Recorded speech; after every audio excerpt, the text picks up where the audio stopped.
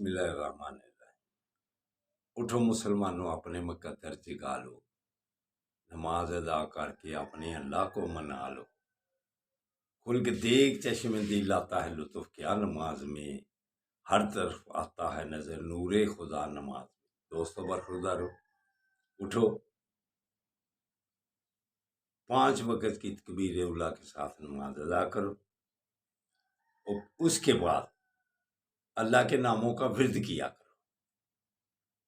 या गनियो, जब आप अल्लाह के नामों का विर्द करेंगे इंशाअल्लाह ताला सेहतमंद रहेंगे, तंदुरुस्त और तवाना रहेंगे।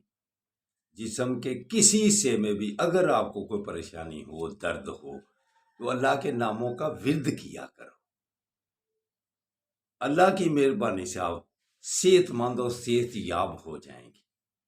आका सल्लल्लाहु अलैहि वसल्लम का फरमाने आली शान कि अपने रवैये दुरुस्त करो, नाराजगी खत्म करो, आपस में मोहब्बतें पैदा करो, फिर भी आपकी सेहत ठीक होगी।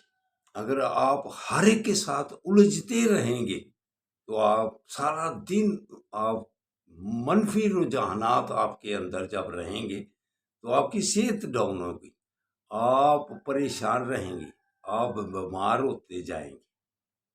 तो दोस्तों, आका सल्लल्लाहु अलैहि वसल्लम ने इरशाद फरमाया हुआ है, 3 दिन नाराजगी ये सिर्फ चल सकती है।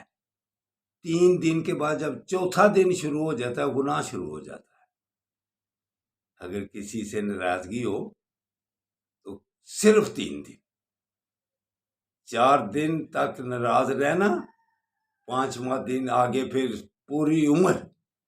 कता तलक करने वाला तो वैसे ही बख्शिश से ही दूर हो जाता है, जो मरण जीन खत्म कर देता है।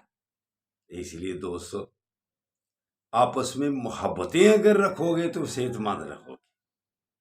लामा इकबाल क्या खूब इरशाद फरमाते हैं, दर्द दिल के वास्ते पैदा किया इंसान को, वरना अतात के लिए कम ना थी रूपियां।